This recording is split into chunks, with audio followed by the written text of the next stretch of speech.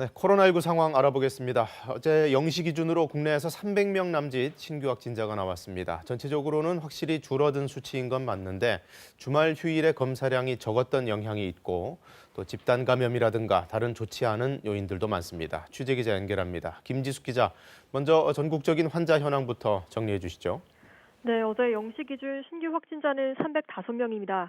국내 발생이 285명, 해외 유입 사례는 20명입니다. 국내 지역 발생 코로나19 환자 수는 지난주 월요일 400명대에 비해 낮습니다. 하지만 방역당국은 주말 검사량이 줄어든 영향이 크다며 앞으로 2, 3일 추이를 봐야 한다고 했습니다. 특히 최근 일주일 동안 하루 평균 국내 발생 확진자가 424명으로 직전주보다 10.5% 증가했다며 주의를 요청했습니다. 지난주 집단 발생 비율은 32.7%로 직전주보다 10%포인트 넘게 늘었습니다. 특히 1월 한 달 감염 경로 미확인 사례가 3,300명에 달하는 등 숨은 감염원이 누적되고 있는 것도 위험 요인입니다.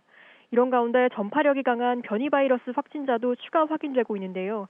지난달 두바이에서 입국한 구미 지역 30대 여성이 남아프리카 공화국발 변이 바이러스에 감염됐고 이 여성의 어머니도 어제 변이 바이러스 감염이 확인됐다고 경상북도는 밝혔습니다. 정부가 현행 거리 두기를 2주 더 연장한 것도 이런 여러 가지 위험 요인들 때문이겠군요. 네, 그렇습니다. 숨은 감염원이 3,000명대인 점, 그리고 변이 바이러스가 추가 확인된 점 등이 설 연휴를 앞두고 정부가 방역의 고삐를 늦출 수 없는 이유입니다. 방역당국은 특히 5인 이상 집합 금지를 강조하면서 설 연휴 이동과 가족 간 만남 자제를 거듭 요청했습니다. 지난주 전국적으로 일평균 확진자가 400명 넘게 발생한 상황에서 이번 설 명절 이동이 활성화할 경우 위험이 상당하다고 우려했는데요. 감염 경로를 봐도 일상 공간과 가족 전파에 따라 계속 감염이 발생한다며 일부 예외를 인정하면 위험성에 대한 메시지에 혼선을 줄 수 있다고 밝혔습니다. 다만 민생 경제가 극심한 고통을 겪는 상황이기 때문에 방역 완화 가능성도 열어두긴 했습니다.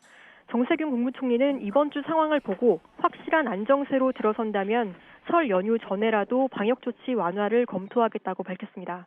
백신 접종 본격화에 따른 방역 전략 변화도 강조했는데요. 안정된 상황에서 집단 면역 형성을 위해 지속 가능한 방역이 필요하다고 말했습니다. 이를 위해 사회적 거리두기 개편안을 마련하고 이 과정에 자영업자와 소상공인 목소리를 충분히 반영해야 한다고 밝혔습니다.